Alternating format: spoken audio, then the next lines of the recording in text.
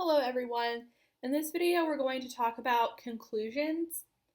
This video is more about concluding paragraphs, but if you're in the earlier units in NROC, they're asking you to write concluding sentences. So the same sentiment can still be applied between like concluding paragraphs and a concluding sentence. So again, if you're in the earlier units of NROC, where you're not writing concluding paragraphs, this is still relevant to what you're writing, but I will be focusing more on concluding paragraphs in this lesson. So conclusions. Conclusions, this is where you wrap up your essay. You're not introducing any new information. You're essentially restating the things you've already said. So if you're writing a 5-paragraph essay, your conclusion is very far removed from your introduction. So you want your reader to finish your essay with a fresh reminder of what your thesis statement is, what your major points are, like your final thoughts and opinions about the subject you're writing. So that's the purpose of the conclusion, to kind of wrap things up nice and neatly, because you don't want to just like end your essay. That's very jarring. You want to make sure your reader knows, okay, this essay is coming to an end. I'm getting a little bit of a refresher, like a takeaway that I can walk away with. So when you're writing your conclusion, you need to organize it in a very specific way. So first, you're going to go from narrow to broad. So first, you're just going to restate your thesis and then restate your major points. Now, when I say restate, I don't mean copy and paste. I don't mean word for word. You're going to remind your reader of your thesis statement using words that are different from the words that you used when you actually wrote your thesis statement. And your major points, when you're restating your major points, you're just kind of going through like your body paragraphs and those topic sentences. And then from there, you're just going to wrap everything up. You're going to wrap up your discussion and then leave your reader with a final thought. Like, what have you concluded? The conclusion is difficult to write because one, it's the end of your essay, and that can be, your brain is tired, okay? Now, when we talk about outlining essays in the next lesson, I will talk about how you don't necessarily have to write your essay in order. Like if you're having trouble writing your intro, you can move on to something else and come back to your intro later. So, but more than likely, one of the reasons why we have trouble with our concluding paragraphs is because our brain is just tired. And sometimes it's a little bit hard to wrap things up when your brain is tired. Also, you kind of overthink it. I think a lot of people overthink the conclusion. They overthink this idea of having to make this final grand statement. Okay?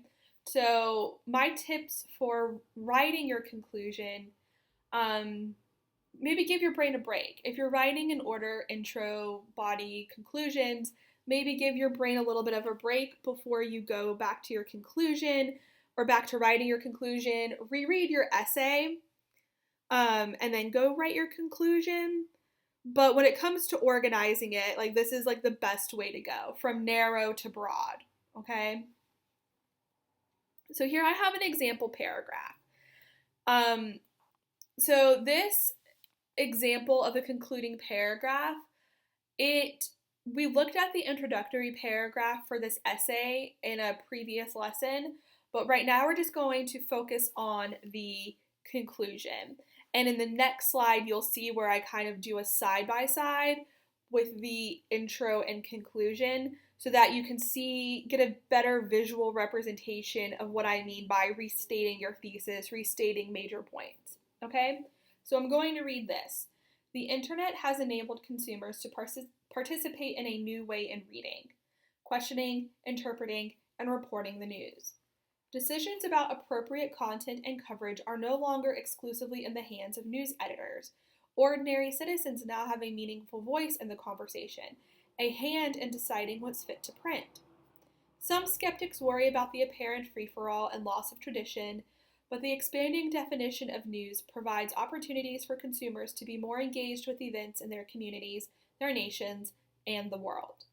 So as we can see here with the color coding, this light purple is the restatement of our thesis, the orange is a restatement of the major points, and then this teal color is the wrapping up of the discussion and like what the author has concluded. Okay, so we're going from narrow meaning this is what the essay is about, and broad meaning like this broader statement is outside of the essay. It's about the topic in general rather than like the essay itself. So let's look at this side by side. So okay, here we have the conclusion, here we have the introduction. All the news that's fit to print. The motto of the New York Times since 1896 plays with the word fit, asserting that a news story must be newsworthy and must not exceed the limits of the printed page. The increase in online news consumption, however, challenges both meanings of the word fit, allowing producers and consumers alike to rethink who decides which topics are worth covering and how extensive that coverage should be. Any cultural shift usually means that something is lost, but in this case, there are clear gains. The shift from print to online news provides unprecedented opportunities for readers to become more engaged with the news, to hold journalists accountable, and to participate as producers, not simply as consumers. Okay, so again, our introduction here.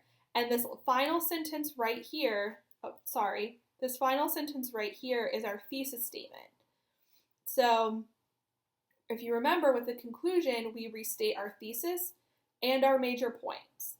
So, and our thesis statement informs the major points, which will be in the form of topic sentences in the body paragraph. So let's go ahead and look at the first sentence of the conclusion, which is where we're restating the thesis. The internet has enabled consumers to participate in a new way in reading, questioning, interpreting, and reporting the news. Okay? The shift from print to online news provides unprecedented opportunities for readers to become more engaged with the news, to hold journalists accountable, and to participate as producers, not simply as consumers. So we can see that this sentence right here, this restatement of the thesis, is saying the same thing as the thesis statement, but not word for word. Yes, it's using some similar words like consumers and participate, but that's just necessary to link the two together, okay? But we're not copying and pasting this thesis statement and saying, okay, like we restated it. When you restate something, you're going to say the same thing, but in a different way. And that's what's happening here, okay? And then decisions about appropriate content and coverage are no longer exclusively in the hands of the editors. Ordinary citizens now have a meaningful voice in the conversation, a hand in deciding what's fit to print. So we can see how, even though we don't have the body of the essay to see the topic sentences, we can still tell from this thesis statement that the restatement of the major points is occurring here, and again, not being said in the same exact way as it was said in the essay itself. And then another nice link between the conclusion and the introduction is this restatement of the hook. So here in our hook, the author is quoting the motto of the New York Times, and then they're bringing it back up again here in the conclusion. So everything is linking together in a very effective way. Effective meaning it's not just being copy and pasted or restated word for word, okay? So really, there's not much to say about concluding paragraphs or concluding sentences. Basically, with a conclusion, you're just restating your thesis, you're restating your major points, you're coming up with a final thought, a wrapping up of the discussion, and you're doing this in a way that does not repeat anything word for word from your the rest of your essay, okay? The other thing I want you to remember about the conclusion is do not include any new information in your conclusion. whether it's a concluding sentence or a concluding paragraph, you don't want to bring up brand new information. It's a conclusion. You're bringing everything to an end. You're letting your reader know, okay, I'm done now, and I'm reminding you of these like major points and ideas, so that way you can have those so that way the reader can have them at the forefront of their mind when they walk away from the essay. Okay? In the next lesson, I'll talk a little bit more about conclusions and organizing them, but really more about organizing your essay as a whole. All right, so if you have any questions, please don't hesitate to reach out, and good luck.